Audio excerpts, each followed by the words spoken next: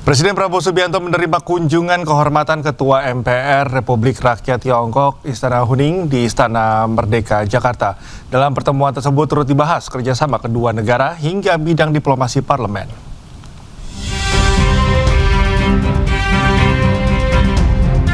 Presiden Prabowo Subianto menerima kunjungan kehormatan Ketua MPR Republik Rakyat Tiongkok Wang Huning di Istana Kepresidenan Jakarta. Wang Huning langsung bersalaman dan berpelukan dengan Prabowo mengawali pertemuan bilateral ini. Dalam kesempatan ini, Prabowo mengajak Wang ke salah satu ruangan dan pamer sejumlah lukisan dan foto panda. Presiden juga bercerita tentang panda bernama Satrio Wiratama yang diberi nama langsung oleh Presiden Prabowo. Saya kasih nama Satrio Wiratama. 我给他取了一个印尼名字，叫萨特里奥。 Satrio Wiratama. Artinya pejuang mulia yang berani dan berbudi luhur. 它的印尼语的含义是勇敢的奋斗者。 Itu nama panjang. Tiap hari kita akan panggil Rio. Wang Huning mengucapkan terima kasih kepada Prabowo karena panda mereka bisa melahirkan di Indonesia dan dirawat dengan baik di Taman Safari. Dari Jakarta, Salam Pulungan, Yudi Permana, Fakih Satrio, iNews melaporkan. Menteri Keuangan RI Purbaya Yudisadewa menyatakan siap untuk negosiasi utang kereta cepat Jakarta-Bandung atau WUSH ke Cina.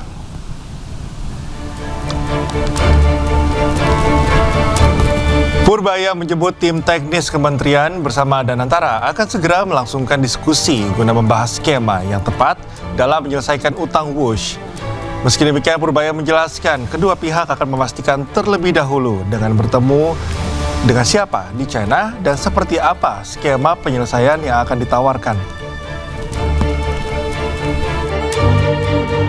Inilah, cuman kita belum saya bilang begini, saya nggak tahu di Cina ketemu siapa, China Development apa NDRC-nya. Nanti kalau udah clear ketemu siapa dan skemanya seperti apa, baru kita ke Cina. Kalau nggak saya bingung ke Cina ketemu siapa nggak jelas. Kita beralih ke informasi lain, pemirsa. Komisi 6 DPR RI menyoroti banyaknya temuan kayu gelondongan di lokasi banjir dan longsor di Sumatera saat rapat dengar pendapat antara Komisi 6 dengan Kementerian Kehutanan. Komisi 6 menilai telah terjadi pembiaran terhadap sejumlah aktivitas pembalakan liar dan tambang-tambang ilegal oleh Kementerian Kehutanan. Kami persilakan Pak Rohmin mana? DPR mencecar Kementerian Kehutanan terkait bencana Sumatera Utara. Dalam rapat dengar pendapat Komisi 6 DPR RI dengan Kementerian Kehutanan, Komisi 6 menyoroti adanya temuan kayu gelondongan. Komisi 6 pun menilai telah terjadi pembiaran terhadap pembalakan liar dan pertambangan ilegal di Sumatera. Ada gelondongan kayu di Sanyang Baka, Kabupaten Solo. Itu kita pastikan dari Taman Nasional Kerinci Seblat, Pak. Kayunya. Coba Pak bayangkan, gimana nggak terjadi seperti ini? Kalau memang pembiaran itu sudah terjadi sedemikian lama, Pak. Bapak tadi nunjukin ada 3 kasus, ada 3 foto yang saya lihat, nih itu, yang sudah terungkap. Apa? Ayo upaya pemulihannya. Saya pastikan sampai sekarang juga belum. Ini kan yang disampaikan ini baru cuman soal pembabatan hutan, pembalakan liar, secuil Pak. Bapak tidak paparkan ya toh, data tambang ilegal yang menghancurkan hutan sedemikian parahnya. Ayo dong, buka. Itu kan di sepanjang aliran sungai itu semuanya juga tambang ilegal. Nggak bakal punya izin kok. Dan itu kawasan hutan. Kemana aja kita selama ini Pak? Dalam rapat dengar pendapat, desakan agar Menteri Kehutanan mundur pun tercetus jika Menteri Kehutanan tak bisa tangani bencana yang terjadi di Sumatera. Apa-apaan ini? Sehingga apa yang Pak Menteri sampaikan di sini dan paparkan tidak sejalan.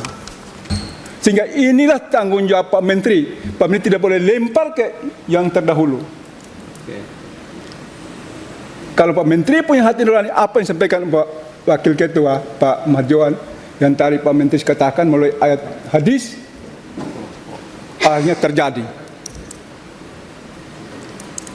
Sehingga mohon izin teman-teman Komisi 4, saya keras karena saya paling hatinya kasih Luar biasa. Sehingga saya saran Pak Menteri, kalau Pak Menteri nggak mampu mundur aja Pak Menteri. Pak Menteri nggak paham tentang kehutanan. Sebelumnya, Kementerian Kehutanan RI telah membentuk Satgas bersama dengan Polri guna menginvestigasi temuan kayu gelondongan yang terbawa banjir di Sumatera. Mereka harus hadir datang Dari Jakarta, Tim Liputan, iNews melaporkan. Yang dipaparkan disampaikan kepada kami. DPR memanggil Menteri Kehutanan Raja Juli Antoni terkait banjir bandang dan longsor yang melanda 3 provinsi di Sumatera. Bergantian, anggota Komisi 4 DPR RI mengecam Menteri Kehutanan Raja Juli Antoni terkait terjadinya bencana banjir bandang dan longsor di Aceh, Sumatera Utara, dan Sumatera Barat. Anggota Komisi 4 DPR dari fraksi PKS, Rahmat Saleh, bahkan meminta para menteri yang dianggap tidak mampu menangani banjir dan longsor Sumatera untuk mengundurkan diri. Tapi penjelasan Pak Menteri melebar ke mana-mana. Seharusnya ini Pak Menteri fokus. Usai rapat, Ketua Komisi 4 DPR RI Siti Hediati Haryadi mendukung Kementerian Kehutanan untuk menindak siapapun yang menyebabkan banjir. Sementara Menteri Kehutanan Raja Juli Antoni menyebut ada 12 perusahaan yang terindikasi menyebabkan bencana banjir bandang dan tanah longsor di Sumatera. Intinya kami minta kepada Kementerian Kehutanan untuk menghentikan segala pemotongan pohon illegal logging, baik legal maupun ilegal, yang nyata-nyata merugikan masyarakat. Kita lihat sendiri pohon-pohon yang begitu besar, yang perlu puluhan tahun, ratusan tahun untuk sebesar itu dipotongin oleh orang-orang yang tidak punya perasaan gitu ya untuk motong itu, dan yang untung tuh ya mereka sendiri, rakyat tidak mendapat keuntungan apa-apa dari pemotongan itu. Kami mendukung kementerian untuk menindak siapapun yang membuat kerusakan ini. Nggak usah takut apakah itu di belakangnya ada bintang-bintang, mau bintang 2, 3 atau berapa, itu kami mendukung kementerian supaya ditindak. 20 perusahaan dengan luas sekitar 750.000 hektar ya, yang nanti akan saya cabut izinnya. Selain dari itu, tadi saya sudah sampaikan juga, khusus untuk yang tadi 750.000 itu se-Indonesia, termasuk di 3 provinsi terdampak banjir. Berikutnya, kami sudah mengidentifikasi ada 12 subjek hukum perusahaan yang terindikasi, ya, sekali lagi terindikasi, berkontribusi terhadap banjir.